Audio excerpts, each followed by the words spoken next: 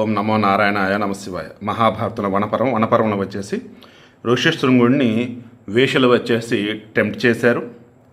అది వచ్చేసి వాళ్ళ నాన్న గమనించాడు. వాళ్ళ నాన్న గమనించేసి ఎక్కడో ఏదో తేడా కొడుతుందని చెప్పేసి విభాండకుడు అనుకున్నాడు. ఇక అప్పుడు ఋష్యశృంగుడు చెప్పాడు, ఇక్కడకు ఒక జడదారి బ్రహ్మచారి ఉదారుడు, పుట్టి పొడుగు కానివాడు, బంగారు రంగు కమల దళాల వంటి కళ్ళు కలిగి దేవత వలె ప్రకాశించేవాడు వచ్చాడు. అంటే చూడండి, ఇతనికి ఆడ మగ తేడా తెలియదు, అందరూ ఒకటే అనుకుంటున్నాడు. అతని రూపం సుందరం, సూర్యుని వలె వెలుగుతున్నాడు. స్వచ్ఛత, నల్లదన కల నేత్రాలు, తెల్లని రంగు, నల్లని జడలు, సుగంధం, బంగారు సూత్రాలచే బందెబడినటువంటి పొడవైన జుట్టు కలవాడు. అతని మెడలో కంఠాభరణం ఆకాశంలో మెరుపు వలె మెరుస్తుంది. అతని వక్షస్థలంపై 2 మాంసపు ముద్దలు ఉన్నాయి. అంటే వక్షస్థలంపై 2 మాంసపు ముద్దలు అంటే మాంస ముద్దలు అనుకుంటున్నాడు, బట్ అవి వక్షోజాలు. అతడు వాటిపై రోమాలు లేవు. అతడు చాలా అందంగా కనిపించాడు. దట్ మీన్స్ వాళ్ళు నగ్నంగా వచ్చినట్టున్నారు పాప ఇతను ముందుకి. ఆ బ్రహ్మచారి నడుము సన్నగా ఉంది, నితంబం మిక్కిలి పెద్దగా ఉంది.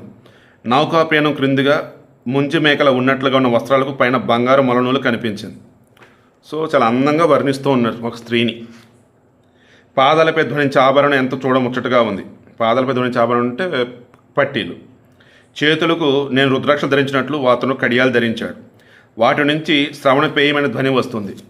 అతడు అటు ఇటు కదిలేటప్పుడు అతని ఆభరణాలు సరస్సులో మత్త హంసల ధ్వనులు వెలువ ఉన్నాయి. అతని వస్త్రాలు అద్భుతంగా కనిపించాయి. నా బట్టలు అంత అందంగా లేవు.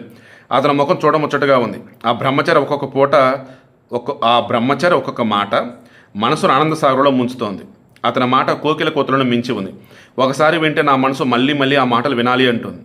తండ్రి,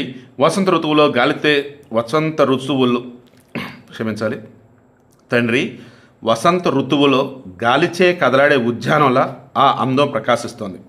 వాయువుచే సేవింపబడే ఆ బ్రహ్మచారి పవిత్ర గంధంతో ప్రకాశిస్తూ ఉన్నాడు. అతని జటలు బిగింపబడి 2గా వేరై నుదుటి మీద విషమంగా ఉన్నాయి. కుండలాల చెవులు విచిత్ర రూపం గల చక్రవాక పక్షులా కనపడ్డాయి. అతని వద్ద విచిత్రమైన గోళాకారపు ఫలం బంతి ఉంది. కుడి చేతిలో ఆ బంతిని కొట్టుతున్నాడు. ఆ ఫలం భూమిపై పడి మాటిమాటికి పైకి లేచి అతని చేతిలో పడుతుంది. ఆ సమయంలో అతని ముఖం చాలా అందంగా కనిపించింది. గాలి కదలాడే చెట్టు వలె అతడు బంతిని కొడుతూ 4 వైపులా తిరగసాగాడు. దేవపుత్రుని వలె ఉన్న ఆ బ్రహ్మచారిని చూస్తే నా మనసు ప్రేమతో నిండుతోంది. నాకు ఆ బ్రహ్మచారి పట్ల ఆసక్తి కలిగింది. అతడు మాటిమాటికి నన్ను కౌలించుకొని నా జటలను బట్టి తన ముఖానికి నా ముఖాన్ని ఆనించాడు. ఇలా ముఖానికి ముఖం కలిపి ఒక శబ్దం చేస్తే దట్ మీన్స్ ముద్దది. నా హృదయంలో మిక్కిలి ఆనందం కలిగింది. నేను సమర్పించిన పాద్యానికి అతడు విలువ చూపలేదు. నేనిచ్చిన పండ్లను స్వీకరించలేదు. నాకు ఇది వ్రత సమయమని నాతో అంటూ చాలా రకాల పండ్లను నాకు ఇచ్చారు. ఆ బ్రహ్మచారి ఇచ్చిన పండ్లలోని రసం నేను ఇచ్చిన పండ్లలో లేదు. ఆ పండ్ల తోలు అడవి పండ్ల వలె లేదు. నేను అర్పించిన పండ్లలోని సారం కంటే ఆ పండ్ల సార విలక్షణంగా ఉత్తమంగా అనిపించింది.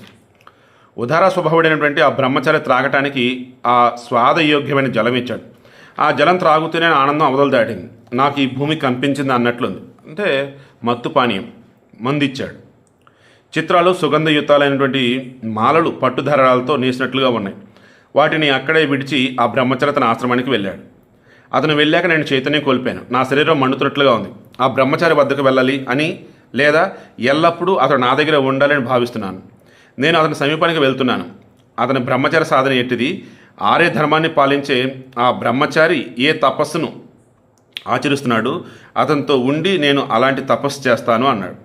అలాంటి తపస్సు చేయాలనే కోరిక నా హృదయంలో బలంగా ఉంది. అతనిని చూడకపోతే నా మనసు ఎక్కువగా తప్పించిపోతుంది అంటున్నాడు. సో ఇంతసేపు అతను అంటూ ఒక అమ్మాయి గురించి చెప్పాడు.